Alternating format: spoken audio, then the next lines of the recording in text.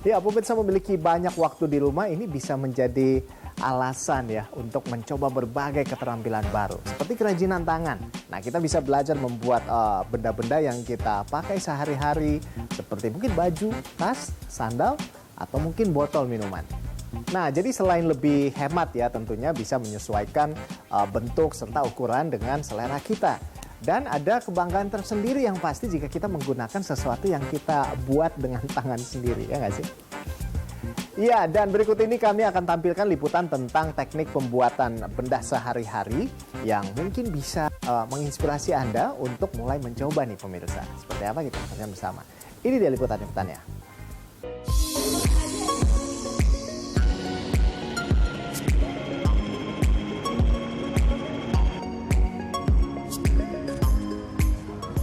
Sosok ikonik Raden Adjing Kartini menjadikan jenis busana ini sebagai simbol emansipasi. Kesan feminin tak ayal membuat kebaya klasik Kutu Baru banyak digemari berbagai kalangan, mulai dari ibu negara hingga pekerja. Kali ini saya akan mencari tahu bagaimana proses membuatnya.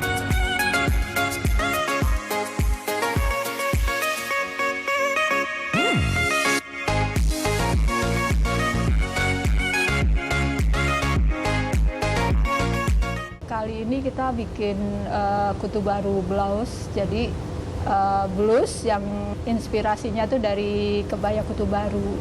Kutu Baru aslinya Indonesia, dulunya sih banyak kan orang Jawa ya yang pakai ya model itu kebaya Kutu Baru.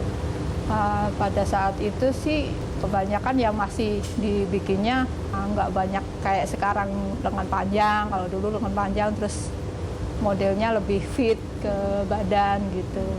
Sekarang sih disesuaikan dengan kebutuhan dan tren ya, dengan kenyamanan juga dalam berbusana supaya aktivitas kita kan nggak terhambat. Kelas ini kita belajar dari awal ya, ini sebenarnya kelas untuk pemula. Jadi yang benar-benar belum bisa jahit, belum pernah bisa bikin potong pola, kita ajarkan di sini. Jadi pola sudah saya siapkan, bahan juga saya siapkan, alat-alat jahit juga. Jadi mereka tinggal jiplak di kainnya. Kita ajarin step-stepnya dari cara motongnya sampai jahit, sampai jadi nanti pulang bisa dipakai.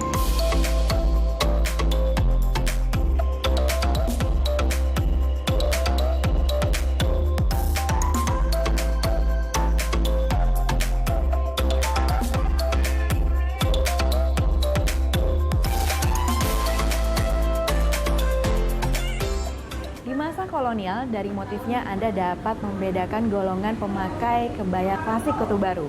Nah, kalau kebaya klasik modern di samping saya ini cocok digunakan bagi wanita karir yang ingin nyaman bergerak karena dibuat agak longgar.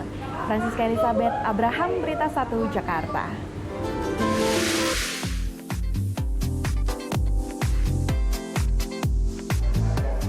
Wah, ini keren ya. Nah, jadi ini motifnya ini menggunakan teknik marbling. Nah, kalau ini adalah di outer. Nah, sekarang kita akan menyaksikan bagaimana caranya kita akan menggunakan teknik marbling untuk scrub. Ikuti saya.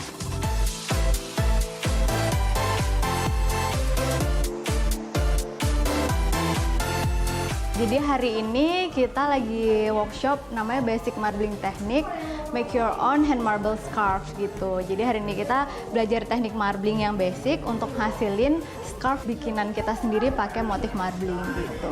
Oke, jadi kalau untuk basic marbling teknik di bahan scarf yang polyester itu kita pakai cat oil base. Selain cat oil base, kita juga ada kayak kontainer buat mixing catnya. Habis itu medianya pakai air di loyang yang 60x60 sesuai ukuran scarf, sama ini yang paling penting scarfnya pakai bahan polyester fabric gitu.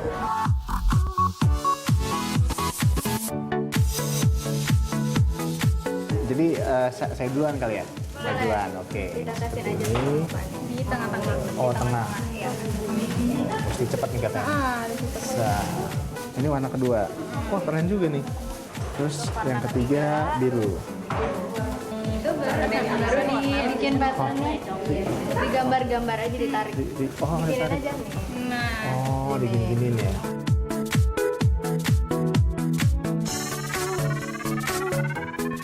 Oh, jadi memang pembuatannya ini harus cepat karena kalau misalnya kita agak lama sedikit nanti catnya justru kering ya. Oke. 3, 2, 1, go. Iya, jadi deh. Jadi kita tinggal jemur dan tunggu kering, hasilnya seperti apa sesaat lagi.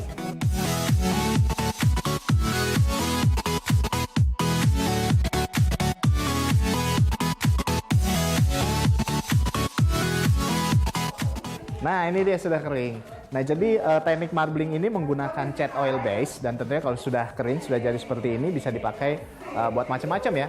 Bisa buat bandana, buat perempuan, buat scarf, atau mungkin buat laki-laki bisa buat sapu tangan atau square pocket. Rolando Sambuaga dan Yudi Ardian, Berita 1, Jakarta.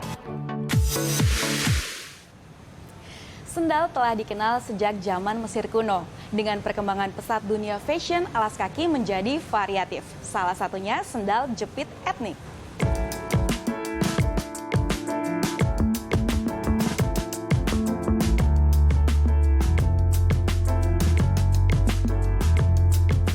Hari ini adalah pelatihan workshop bikin sendal jepit etnik. Kenapa saya bilang sendal jepit etnik? Karena sendal jepit ini saya bikin dari batik, goni, sama tikar. Kebetulan workshop hari ini saya bikin yang termudah dari batik. Cara membuatnya itu kita pakai sendal jepit dulu, kita bikin pola, kita kasih spon dulu. Setelah itu baru kita gunting-gunting terus kita lem. Alat-alatnya yang utama itu adalah lem tembak. Sendal jepit ini memang khusus untuk di dalam rumah. Bisa juga dipakai untuk di mobil atau jalan-jalan ke mall. Kalau seandainya terpaksanya kena basah, itu harus buru-buru dikeringkan. Takut nanti berjamur kan.